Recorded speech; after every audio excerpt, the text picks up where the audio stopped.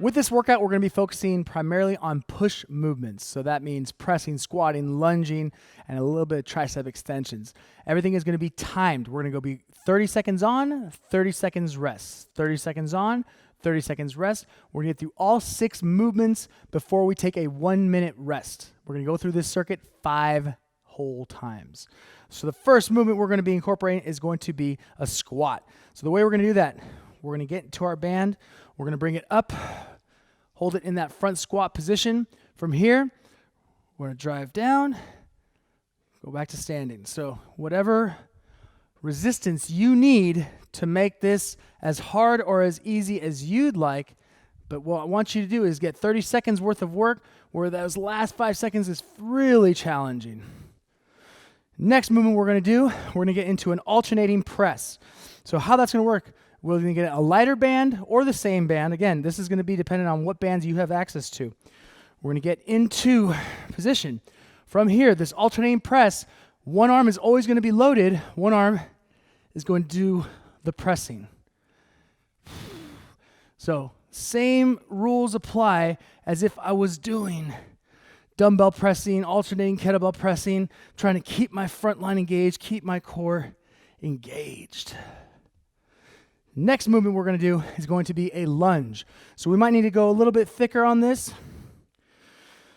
I might regret it, but I might not. So what we're going to do is you're going to step onto the band on the end. You're going to bring that band up into the shoulder. From here, we're going to take a step, and we're going to stay in this pulse position. So we're going to keep our arms up because it's going to want to bring us down. We're going to come down to the bottom of the lunge and then press up. So that's going to provide some resistance at the top of the position, which is what makes these movements so powerful. If that's too easy, you can always come across the movement, across the body, and now that's going to provide a little bit more tension, and it's going to force you to stay a little bit more square. So once you get in position from right here, you're getting a little bit more tension from that band, but you want to make sure, so that this doesn't slap you somewhere, make sure your foot stays planted as hard as you can. So we're going to do both sides there. Get out of the band nice and safely. From there, we're going to go into overhead extensions. So now if you have a floor mount, you can use that. So that way you can come at an angle. Otherwise, you can just bring the band behind you. So what I'm going to do is I'm going to come underneath it, step my heel in nice and easily.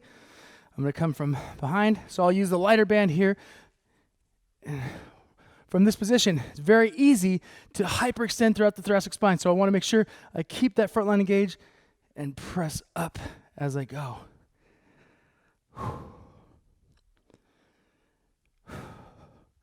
And come out of the movement nice and safely.